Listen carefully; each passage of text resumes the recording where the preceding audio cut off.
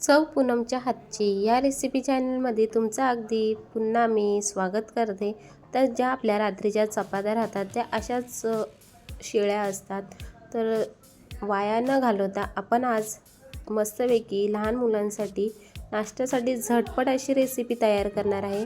तर माझ्या रात्रीच्या चपात्या राहिलेल्या रात्रीच्या असो किंवा सकाळच्या चपात्या संध्याकाळी जर खायला नाही जमल्या तर तुम्ही ही रेसिपी नक्की मुलांसाठी ट्राय करा। मुलं खूप आवडीने ही रेसिपी नक्कीच खातील आणि नक्की ट्राय करून झाल्याच्यानंतर ही रेसिपी कशी झाली मला नक्कीच कमेंट्समध्ये कळवा। तर ह्या चपात्यांचे अगोदर मी असे बारीक बारीक तुकडे करून घेते। एका बाउलमध्ये सर्व चपात्यांचे असे तुकडे करून घेते।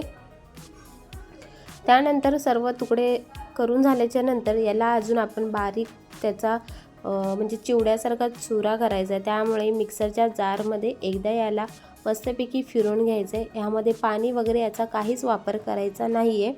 तर मिक्सरच्या जारमध्ये मी मस्तपैकी याचा चिवडा जसा बारीक असतो तसा याला मी फिरवून घेतलेला आहे। तर तुम्ही बघू शकता मस्त असं सुटसुटीत तयार झालेला आहे। तर तुम्ही ही रेसिपी अगोदर कधी केली आहे का, आणि जर नाही केली असेल ती देखील मला कमेंट्समध्ये कळवा आणि तुम्ही देखील नक्की ट्राय करा। मुलांसाठी मुलं खूप आवडीने खातील। माझ्या मुलांनी मस्त चाटून पुसून ही रेसिपी सपाट करून टाकलेली।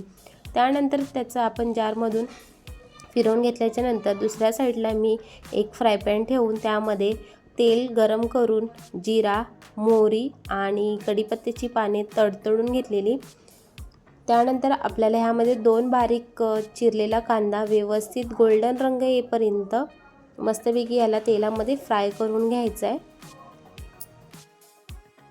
तर 2 मिनटं मी याला चांगलं तेलामध्ये परतवून घेतल्याच्या नंतर ह्यावरती जरा 1 ते 2 मिनटं झाकण ठेवल्याच्या नंतर कांदा हा लगेच मऊसूत होऊन जातो। तर त्याचा कलर देखील चेंज झालेला आहे। ह्यानंतर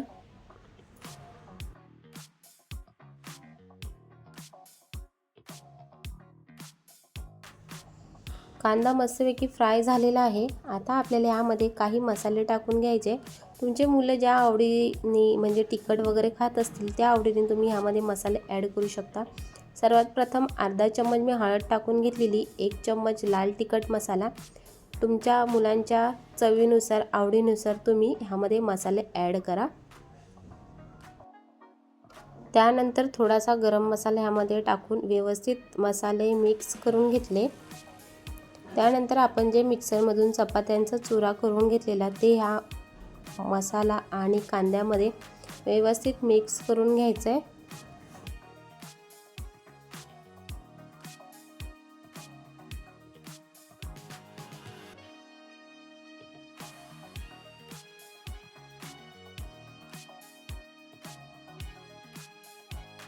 तर ही अगदी सोपी रेसिपी मुलांना नक्कीच ब्रेकफास्टमध्ये द्या आणि मुलांना देखील आवडली असेल तर नक्कीच कमेंट्समध्ये सांगा। मस्तपैकी अशी सुटसुटीत चपात्यांचा चुरमा आपला रेडी झालेला आहे। वरून बारीक चिरून घेतलेली कोथिंबीर मी टाकून घेतलेली आहे, त्याने देखील चांगला मस्त असा फ्लेवर येतो। तर नक्कीच ही रेसिपी ट्राय करा आणि तुम्ही ट्राय केली असेल किंवा नसेल मला नक्कीच कमेंट्समध्ये कळवा। तर भेटूया आपण पुढच्या रेसिपीमध्ये आणि थँक्यू सो मच माझी ही रेसिपी पूर्ण बघितल्याबद्दल। धन्यवाद।